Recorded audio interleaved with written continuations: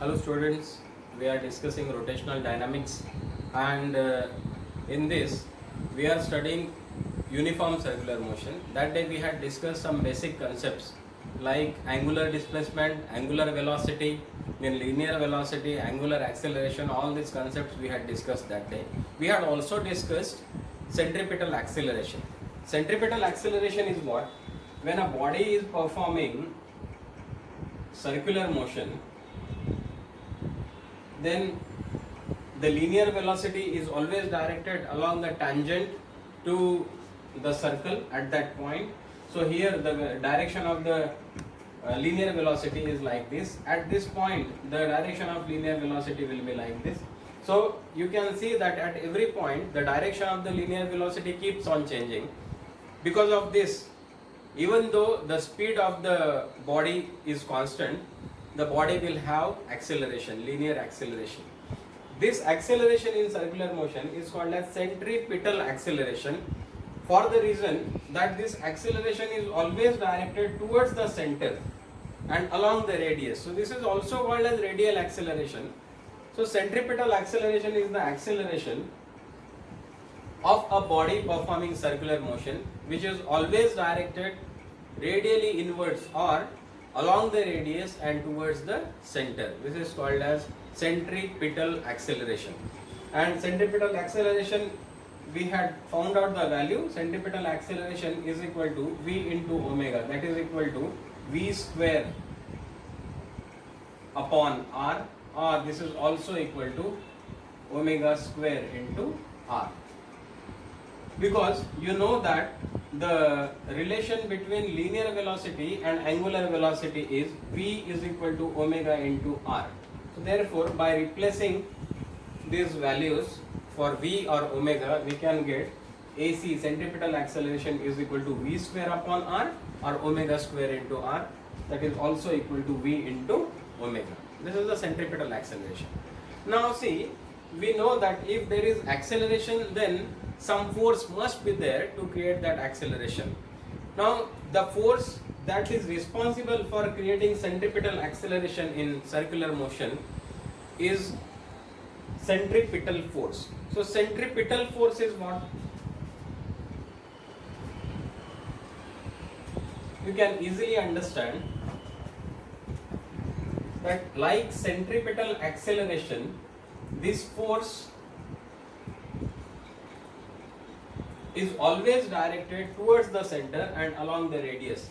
So centripetal force is the force that produces centripetal acceleration in a body performing uniform circular motion and which is directed along the radius and towards the center. What is the value of the centripetal force? So centripetal force is equal to, see, centripetal acceleration we know, that is equal to V square upon R. So centripetal force will be equal to what? M into this acceleration, that is mv square upon R. This is also equal to m omega square into R. So these are the centripetal force. This is the value of centripetal force, and its direction is always towards the center. So radius vector is R vector. So the direction of this will be what? Minus R vector. Okay. So if you have to write this in vector notation, then the centripetal force will be equal to what? M omega square R vector, but opposite of this R vector. Therefore, this will be minus M omega square into R. So this is your centripetal force. Centripetal force is a real force, and this is necessary for the performance of uniform circular motion. Okay, so this is all about the centripetal force that is necessary for us in our 12th class syllabus. So to sum up, centripetal force is the real force that acts on a body performing uniform circular motion and which is always directed along the radius and towards the center, and its value is equal to mv square upon R or mr omega square. Okay, this is centripetal force, and this is a real force. Now centrifugal force.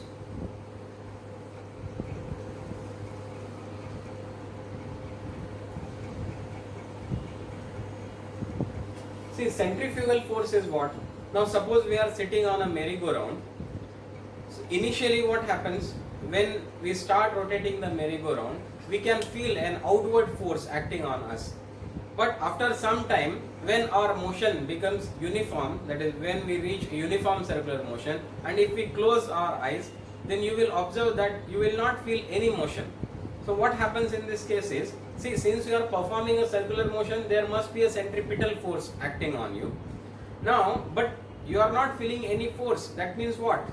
It must be balanced by some force which is exactly equal to it but acting in an opposite direction. Okay. This pseudo force is called as centrifugal force. So centrifugal force is a pseudo force. Okay. As the name suggests, it is directed along the radius and away from the center of the circle. So this is centrifugal force. So in magnitude, that is at equilibrium, in magnitude it must be equal to, centrifugal force must be equal to mr omega square or mv square upon r. Okay. Remember that this is a pseudo force and this is not an imaginary force. Okay. This is a pseudo force. It's not an imaginary force. Why? Because as I have discussed, that when we start rotating in a merry-go-round, then what happens is initially we feel an outward force acting on us. So this is not an imaginary force, this is a pseudo force.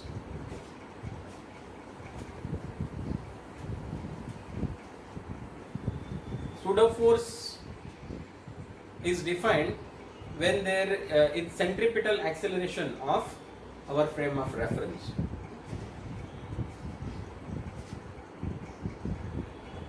Now let us see, let us discuss some applications of uniform circular motion.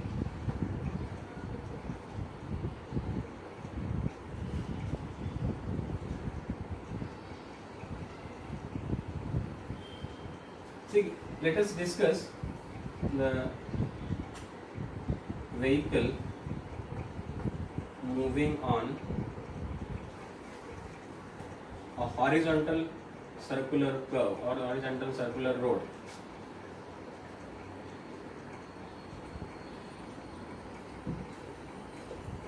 Suppose this is a circular road and a vehicle is moving along it. Suppose this is the vehicle. I will show this here. This is the vehicle. The radius of this circular motion or radius of curvature of this road is r. So this is r. This is the center of this circle. Now, what are the different forces which are acting on this vehicle? See, one thing is the weight. Weight will always act vertically downwards and it will be equal to m into g. Okay. And again one more force is acting on it, that is the normal reaction N. You know that whenever a body is in contact with a surface, normal reaction acts on it. So therefore normal reaction or reaction force acts on this and it is vertically upwards.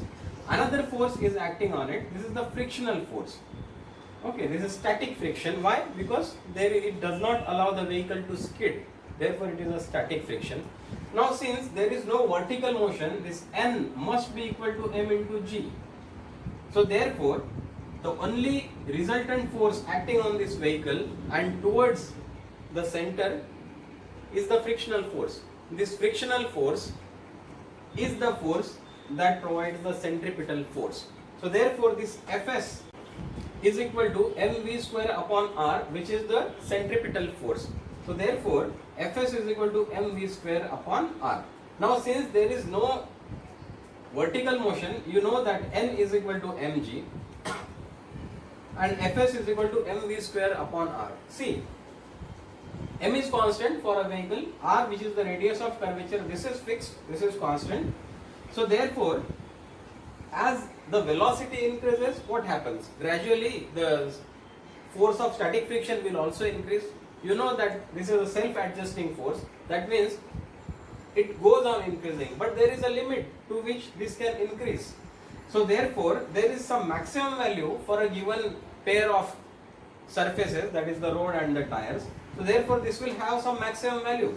Therefore this velocity will be limited by this frictional force. Now what is this maximum frictional force, maximum static friction that is available?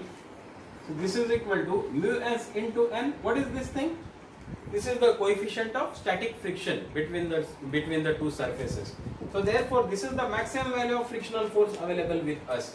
Now this mu s into n is equal to what? This is equal to m v max square. This is the maximum velocity upon r. But see, this n is equal to what? We have already seen this. N is equal to m into g. So this is equal to mu s m into g is equal to m v max square upon r. So m will cancel. So therefore this v max square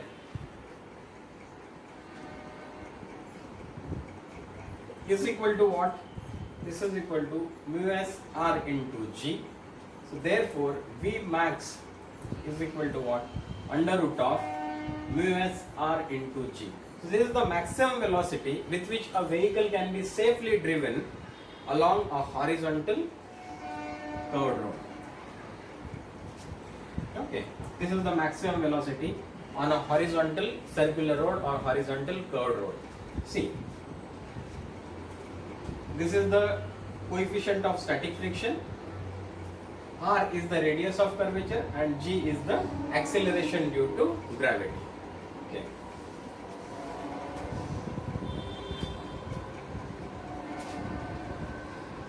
The second thing that we will like to discuss is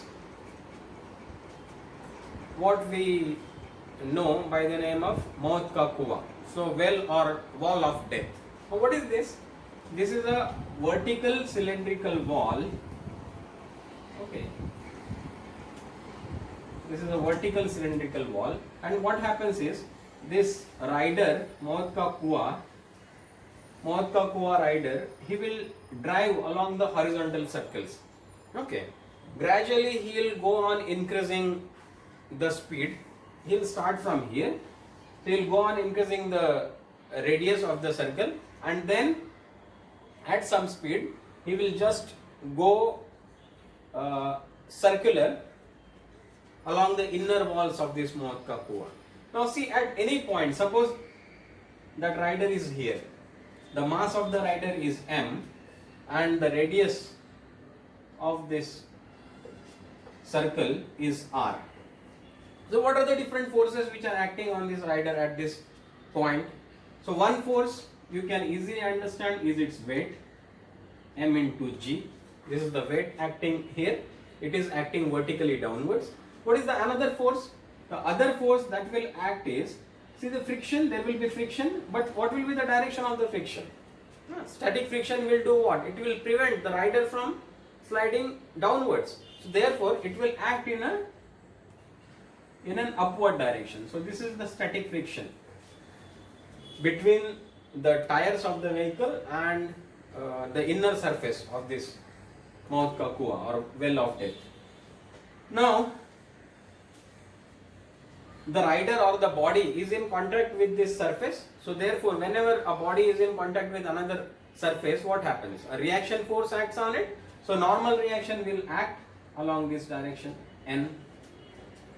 See, the vehicle has to move in this direction. Okay. So therefore this Fs and mg must cancel each other. So Fs must be equal to m into g. Why? Because it is not allowing the vehicle to slide down. So therefore ये दोनों एक दूसरे को balance करते ही होंगे. Therefore Fs must be equal to m into g. Now this is a circular motion. So the force that is necessary is the centripetal force. Now what is the net? What are the net real forces which are acting towards the center? This is n. So therefore n is the force that is responsible for providing the required centripetal force, and that is equal to what? mv square upon r. So the maximum value of the friction is, as you know, is equal to mu s into n. This is the coefficient of static friction and this is the normal reaction. So the value of the frictional force is less than or equal to mu s into n. Okay, therefore this Fs is less than or equal to